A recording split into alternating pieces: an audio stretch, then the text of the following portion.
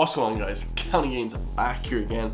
Today we got a cool reaction, guys. This is called the craziest Ozzy Osbourne stories ever told. Ozzy Osbourne is a British musician who's absolutely insane, so this one should be crazy. Hit that subscribe button, guys. Check out my Patreon as well for more videos, and let's go. Back in 1991, Mike Muir and we played in a band called The Infectious Grooves. One night at the studio, we heard this growl, this loud growl, this English growl, you know, it was like, oh. Ozzy had tackled. That's a really good impression of a British growl. So he's the lead singer of Metallica, or he's the lead bass player for Metallica. I recognize this man.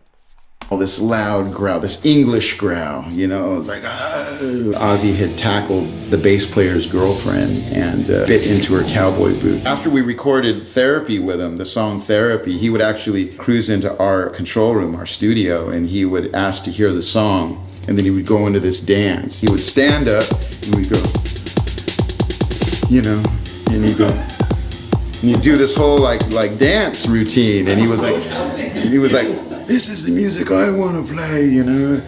But he would also say, you guys have any drugs? And we'd be like, no, Ozzy, no drugs. You got any beer? No. You got any pills? No. You got any cocaine? No. And he goes, man, you're boring. It's like 10 a.m., dude. It's like a Four Seasons with like the family and kids by the pool. Well, I'm talking like a nice 4 or 5 star hotel. We just kind of set up shop around the pool, and Ozzy's like, I gotta fucking pee. He just whips out his and is peeing at the Four Seasons pool. I look over, I see moms grabbing their kids, covering their eyes and going, come on, honey, let's go. He's clearing the pool, and he looks over, and some kid left a little popsicle stick on the ground, and there's a fucking mad trail of ants going to this popsicle stick. He looks over and he sees it, and he goes, and he just gets on the ground and he just starts ripping this line of ants. One big rock star, Well, guys, that's not even funny. That's just insane. The guy just flashed himself to a bunch of kids like Ozzy Osbourne. And oh my God. Dude, that guy's a fucking freak. And then he started pissing in the pool. Guys, number 1 rule of pool etiquette: don't piss or shit in the goddamn pool. This one time said to me, I opened. He said, is there anyone out there? I said, like 19,000 people. You smell the WD-40? That's how they got the last 1,000 people in. Are you kidding? He said, I'm always worried that no one's going to show up. I said, when has that ever been your problem? He said, well, never, but... Who is this? Ozzy. Jesus Christ! Yeah, who's just one of my favorite people. He's another guy. Is anyone out He's there? honest. How many people? Hey, there's anyone out there, man? And I said, are you kidding? We're like in some Floridian megadome. I was thinking there won't be anyone out there, man. No. And he goes out there and the place goes nuts. The show is great. Of course. And I said, you worry about people don't show up? I get really depressed, man. And I went, okay. He came to my mother and father's house for Easter dinner. And my mother says, can I get you a drink? And he says, yeah, I'll have a bottle of wine. So she pours him a glass, and he puts the glass down, and he takes the bottle. He doesn't want the glass, he wants the bottle. And he drinks the entire freaking bottle like it was just an Avian bottle of water or something. He starts to drink it, and he's drinking it, and he starts to get lower and lower and lower in the chair, till finally he was just happy. And Can you guys say alcoholism? then my father brings the lamb. We had a roast leg of lamb, and gives Ozzy the electric knife. It slips, and he pushes it just a little too hard, and the entire leg of lamb goes flying off the table and ends up underneath the table. And Ozzy says, oh, fuck. Well, that's all right. I don't eat lamb anyway. The first time I met Ozzy was really weird. I went to his house. I don't remember why. And that was where I met him, at his house. And I thought, oh, it's going to be a bunch of people. My manager will be there. Sharon will be there. Whatever. It ends up to just me and Ozzy by ourselves. I just met him. He's like, oh, Rob, I want to play you my new record. So he puts on his new record. I think he's going to play one song, maybe. He plays the whole album. looking directly at me, singing most of it.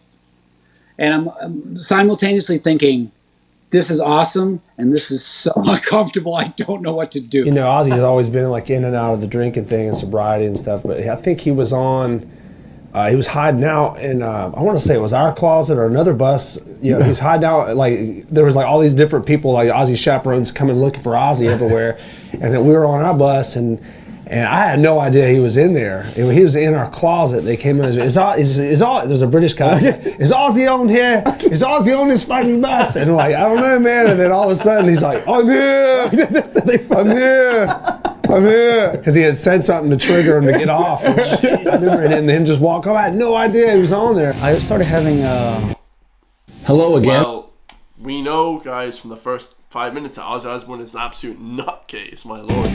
Insomnia. I was so hyped up after the shows. One day I'm like, hey, can you give me one of those pills? I really needed to go to sleep now and get some rest. Sure. Here, take this one. This is like one of the light ones that I had, so you're gonna be fine. Of course, I take the fucking pill. I kid you not. Then the next day, the lobby call was 5:30 p.m., 5:15. I couldn't wake up. I got lost in the fucking oblivion. It was like I died. I barely get my shit together, run downstairs to the lobby.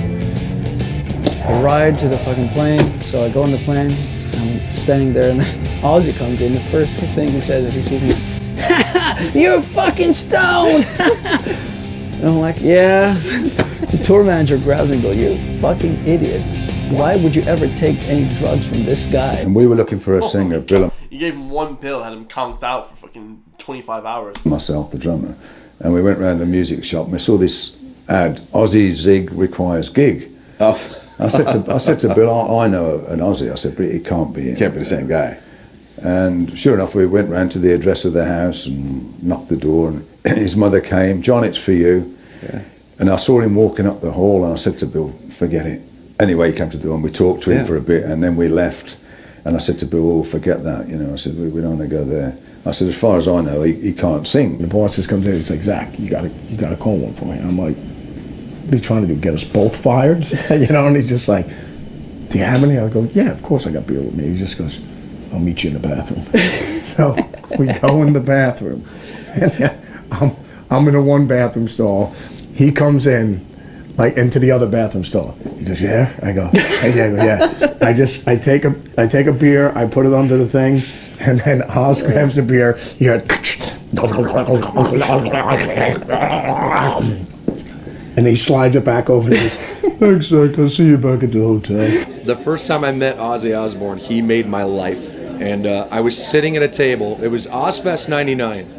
I was sitting at a table with Sharon and Jack, a couple of the other guys in the band, and out of nowhere, here comes Ozzy. You know, Ozzy's like, you know, Sharon, I need help with, you know, this. And she introduced us, and he goes, oh, you're in Slipknot?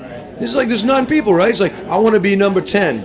And he gave me a huge hug, and it was like being baptized and knighted all at the same time. That's high praise. You know, Slipknot, one of the biggest bands in the whole world, so it's high praise from Corey Taylor to say, you know, to get told by that from Ozzy Osbourne, who's also one of the biggest artists in the world, to say, I want to be part of that band. You know, that's big high praise. The worst one was when he fired Don Costa, who was the bass player when I joined the band.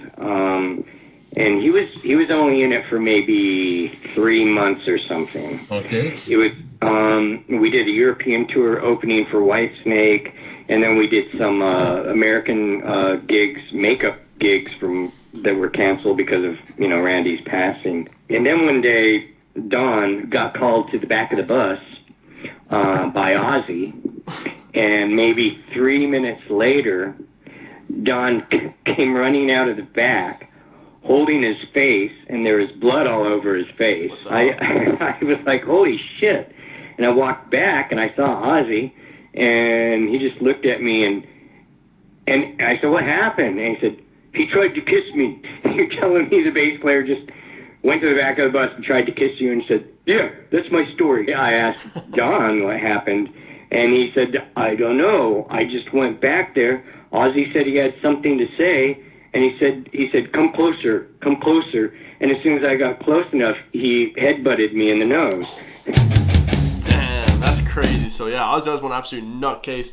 Legendary to hear about other artists saying he's a nutcase. That's so fine, man. Shout out to Loudwire for letting me react to that as well. Love you guys all, man. Leave in the comments down below, should I react to any other artists? I know a lot of different artists have crazy, crazy stories. So yeah, that's legendary, man. Ozzy Osbourne's a nutcase. I don't know any of his songs either, guys. So I might actually react to some. Leave in the comments down below and I'll react to them. I love you guys all, man. And I'll see you guys in the next one. Peace.